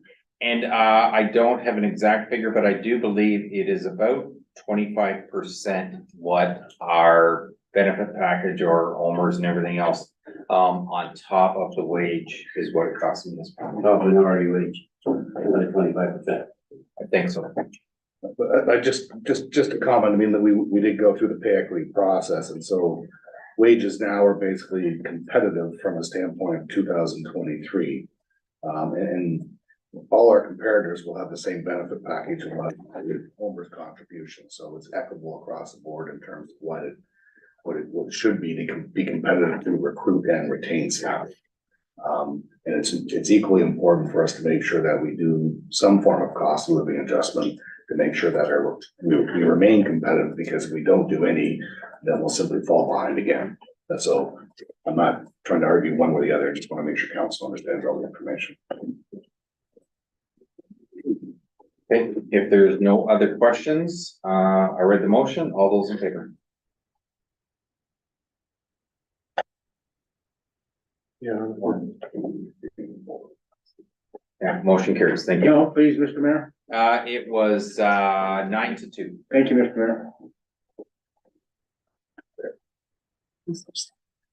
Oh, sorry, Councilor. No, I agree. It was just on the personnel committee question there.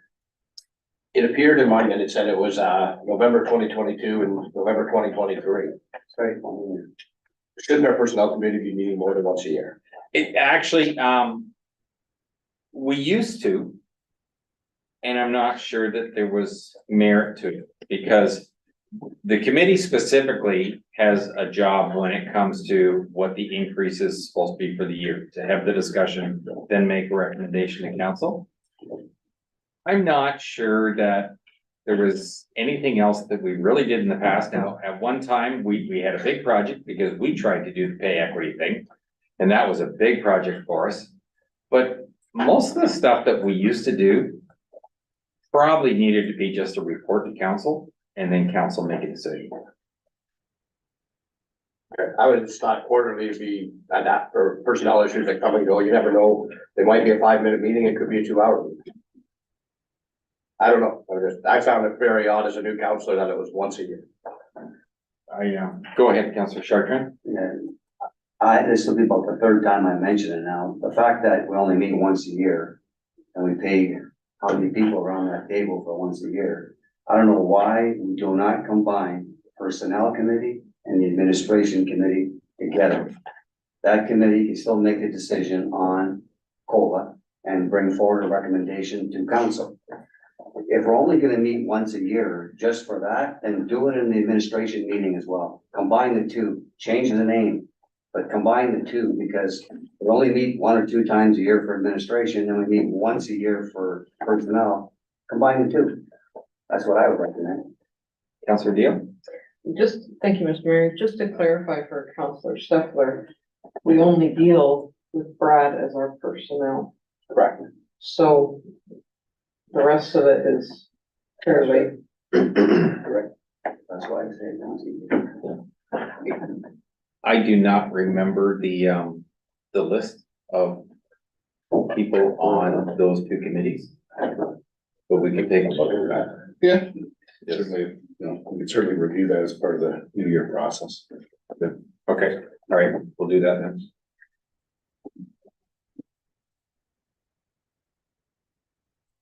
Can I get a mover and a seconder for bylaw 76, please? Moved by Councillor Wilby, second by Councillor Deal. That be it hereby resolved that bylaw 76, a bylaw for the Sinclair Municipal Drain, be given first, second, third, and final readings, signed by the mayor and clerk. Can I just clarify, that's just first and second readings for this bylaw, since it's the Sorry. bylaw, sorry. I know it's a. No, yeah, it does say first and second, okay. All those in favor? And motion carries. Excuse me, Mr. Mayor. I just have a couple sorry, issues Bob. I wanted to go over, Yes. if I could, please. Yep. To the personnel committee meeting, it was only 12 minutes long. And then we maybe chatted 10 minutes afterwards, so it's $550 to $600 to have a 12-minute meeting. And I was informed at that meeting, and I listened to my tape 3 times, that the only reason we're there is for COLA.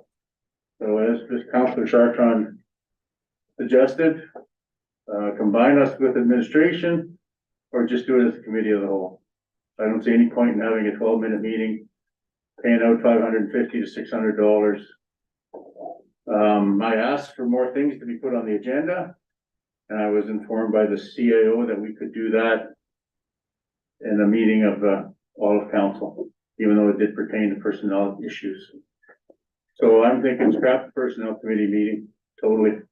Just do it as a committee of the whole. Okay, and we said we would review it, and we can make the change when we, whatever changes to committee structure at the beginning of this year. Okay, then to the fact that I couldn't get things on the agenda, even though I asked 8 days ahead, I would ask that Clerk Rudy bring us a report at our next meeting, if time permits, about how do councillors go about getting items on committee agendas and brought up at council meetings, just for clarification, so there's no confusion or upset going forward. And my final one, if I may, Mr. Mayor, to, treasurer. Do we have a final 2022 statement? No, not yet. Okay, thank you. Okay, going on to bylaw 77, and this is to abandon the McDonald municipal dog. Can I get a mover and a seconder, please? Deputy Mayor and Councilor Morrison. That be it hereby resolved that bylaw 77 of 2023, a bylaw to abandon the McDonald municipal drain branch C be given first, second, third, and final readings, signed by the mayor and the clerk, and the seal of the corporation be affixed thereto. All those in favor? Motion carries. And bylaw 78, source protection plan, mover and seconder. Councilor Fisher, Councilor Deal. That be it hereby resolved that bylaw 78 of 2023, a bylaw to authorize a source protection plan part 4 enforcement transfer agreement under the Clean Water Act with the AuSable Bayfield Conservation Authority, ABCA, and repeal bylaw 71 of 2020 be given first, second, third, and final readings, signed by the mayor and the clerk, and the seal of the corporation be affixed thereto. All those in favor? And motion carries. And bylaw 79, the Moore Municipal Drain. Mover and seconder. Councilor Scheffler, Deputy Mayor, that be it hereby resolved that bylaw 79 in 2023, a bylaw to authorize the collection of assessments for the Moore Municipal Drain in Blue Water be given first, second, third, and final readings, signed by the mayor and the clerk, and the seal of the corporation be affixed thereto. All those in favor? And motion carries. And I have meeting, mine says moving, I'm missing something here. Closed session and recording, the recording outside. Can I get a mover and a seconder to go into close? Councilor Deal, Councilor Morrison, that a closed meeting of council be held on Tuesday, November 7th, 2023 at 8:07 p.m. in the Town Hall Council Chambers in accordance with section 239 of the Municipal Act 2001 for the purposes of the following matters. Number 1, adopt of October 17, 2023 closed session of council meeting minutes. Number 2, section 239, paragraph 2, subsection B, personnel matters about identifiable individuals. And number 3, 239, paragraph 2, subsection C, proposed or pending disposition of land in Brussels and Banastra. And that CAO Brad McRoberts, Director of Finance Stacy Gaynor, Grainer. How do you pronounce it? Grenier. There you go, Grenier. Grenier. Do that. And Clerk Jessica Rudy remain in closed session. All those in favor? All those are passed. Thank you.